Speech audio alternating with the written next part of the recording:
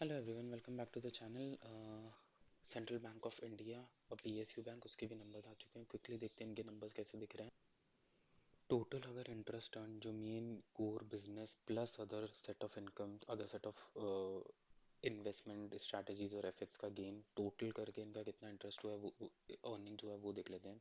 Quarter on quarter basis पे आपको 3% के आसपास का इंक्रीज दिखेगा और ईयर ऑन ईयर आपको अप्रॉक्सीमेटली 6% का इंक्रीज दिखेगा। तो इससे आप टोटली ये निकाल सकते हो कि ये स्टेबल सेट ऑफ नंबर्स है। लोन ग्रोथ इनकी सही हो रही है, स्टेबल यील्ड्स भी है, कॉर्पोरेट और रिटेल ग्रोथ भी सही है, ट्रेजरी इनकम भी सही हो रही है, ठीक है। रिकवरीज भी एकदम सही है, गवर्नमेंट सिक्योरिटी से भी सही अर्न कर रहे हैं, क्योंकि ये स्टेबल सेट ऑफ नंबर्स है। यहाँ पर आपको कहीं पे भी डिप देखने को नहीं मिला है।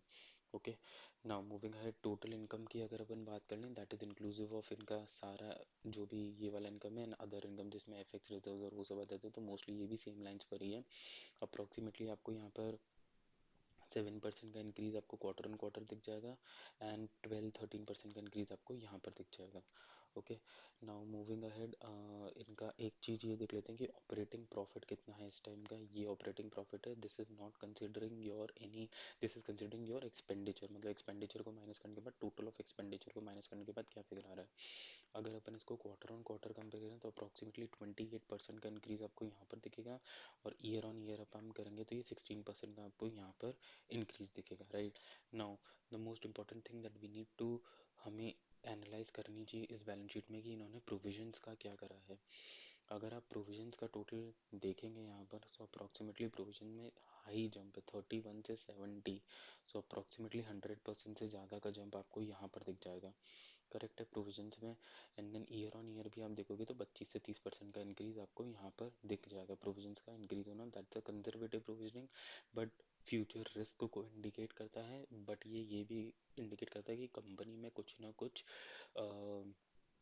रिस्की लोन्स हैं जो कन्वर्ट होके ज़ीरो हो सकते हैं लेटर ऑन, ठीक है। प्रॉफिटेबिलिटी पर अगर अपन बात करें तो प्रॉफिटेबिलिटी इज़ गुड इंटैक्ट। अगर क्वार्टर ऑन क्वार्टर का अगर आप देखोगे तो 4 से 5% का आपको यहाँ पर दिख जाएगा और ईयर एन ईयर आपको कुछ 30% के आसपास का इंक्रीज यहाँ पर दिख जाएगा। तो numbers are stable, profitability is good, growth trajectory is good, ठीक है। अदर इनकम्स और सबसे यही हो रही है, और जो इनकम ग्रोथ है that is good in comparison to इनका expense growth.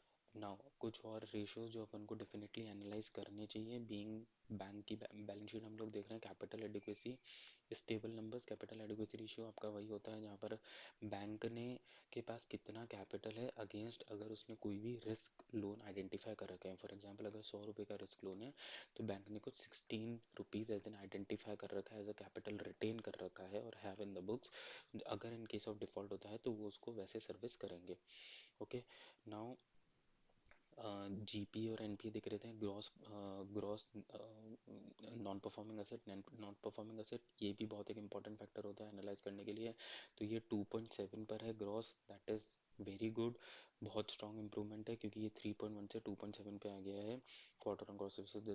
This is definitely a good point, ठीक है। ये 4.8 से 4.5 हुआ है, बहुत ज़्यादा इंक्रीज नहीं है इवन आफ्टर कंसिडरिंग इन्होंने जो प्रोविजन लगाए हैं।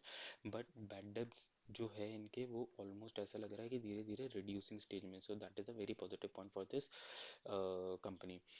ओवरऑल अगर आप देखोगे आपको कुछ चीज़ों को एनालाइज करना पड़ेगा। सबसे पहले अगर आप इस बैंक का वैल्यूएशन देखोगे, अगर रन अप बहुत ज़्यादा हो चुका है, so definitely we are not going to do anything in this bank. But dips में आता है तो you can definitely consider accumulate on strategy. अगर आप पीएसयूज में इन्वेस्ट करना, पीएसयू बैंक में स्पेशली इन्वेस्ट करना एज अ टारगेट आप रखते हो। सेकेंड थिंग, अब ये वाला bank I guess this is going to be merged with SBI, तो इसका लॉन्ग टर्म स्टोरी वहाँ से भी आता हुआ आपको दिखेगा।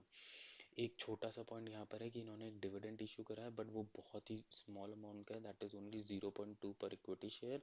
तो अगर आपने होल्ड कर रहे हैं तो डेफिनेटली इस पीरियड ऑफ टाइम में आपको मिल जाएगा, ठीक है। So this was my analysis, hope you like this video, please like and subscribe.